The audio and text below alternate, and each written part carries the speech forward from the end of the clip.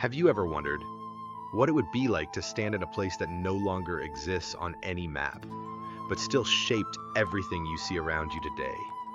17th century London was not the city we know now. It was crowded, restless, overflowing with life. Nearly 500,000 people shared narrow streets that smelled of smoke and river salt. Today, with the help of artificial intelligence, we will do more than simply look at old paintings. We will change perspective. We will peer around corners of buildings that burned down 300 years ago, and we will walk across a bridge that once was a world of its own. We often see history as something distant, frozen behind museum glass, but today, we will step inside it. Stay with me until the end, and you will see how the shadows of the past still lie across the modern face of the city. History is much closer than it seems. Let us begin our journey with a place I imagined very differently before this research. Old London Bridge. By the 17th century, this was not just a crossing over the Thames. It was a street built directly above the water. Houses, shops, warehouses, even churches. From a distance, the bridge looked like an entire neighborhood floating on the river. Now, look at the massive stone piers beneath it. They were so wide that they slowed the flow of the tide, creating fierce and dangerous currents below. For boatmen, passing through the arches was a real test of courage. Accidents were common, and yet, above all this danger, life went on. People lived here, worked here, raised families here. They grew used to the sound of carts, to the stamping of horses, to the constant noise outside their windows. It was crowded, dirty, and always at risk of fire. But it was also the beating heart of London's trade. To cross this bridge was to walk through the center of power. Now let us turn to the river itself. In a time when paved roads were rare, the Thames became London's main highway. Coal barges, timber rafts, grain ships, merchant vessels from Europe and the distant Atlantic. Here, local life met global trade, and sometimes the river changed completely. In the harshest winters, when ice blocked the flow beneath the bridge, the Thames froze. For a short time, danger turned into celebration. People walked on the ice, markets appeared, laughter echoed where deadly currents once ruled. It is moments like this that make history feel alive. Until the 18th century, this bridge remained the only permanent crossing in the heart of the city.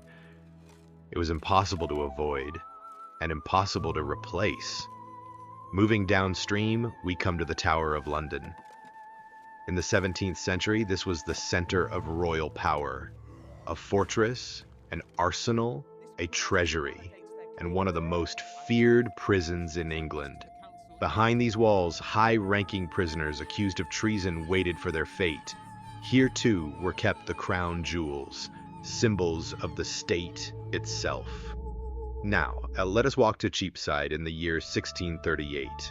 This was London's great ceremonial stage. We see the procession of Marie de Medici. Soldiers line the streets. Officials stand in rows. Crowds gather eager for spectacle. But behind this splendor, tension was growing.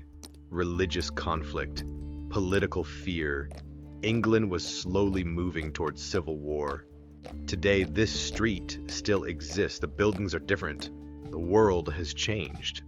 But the path remains. Time moves on. The route endures. In 1647, as England was torn by conflict, Westminster became the arena of power. Before us stands the old Palace of Westminster, the seat of Parliament. Nearby, the great Westminster Hall. Its roof, once a symbol of royal authority, and beside it Westminster Abbey, the spiritual heart of the nation, the place of coronations and royal burials. Look closely at the water stairs. In that era, people arrived here by boat. Politicians, clergy, Messengers, citizens, they stepped ashore right at the door of power, and just beyond stood Whitehall, at the time, the largest royal residence in Europe, a vast complex of halls and chambers where the fate of the kingdom was decided. Almost everything you see here would be destroyed by fire before the century ended. Today, only the banqueting house remains, a single building, a silent witness to former greatness. Then came September 1666. A small fire in a bakery, wooden houses, narrow streets. Within hours, the flames became unstoppable. Look at London on the evening of September the 4th. From the tower, the city appears as an ocean of fire. Old St. Paul's Cathedral, which had stood for centuries, disappears in the flames. In just a few days, most of medieval London was reduced to ashes. It was a terrible loss, but also a turning point. The fire cleared the ground for a new city. London was forced to rebuild, to reshape itself, and to begin again. Standing here today, it is hard not to feel how close the past truly is. Before us lies Richmond Palace, where Elizabeth I spent her final days. A place of quiet, of fresh air, far from the noise of the city. Today, only traces remain, hidden beneath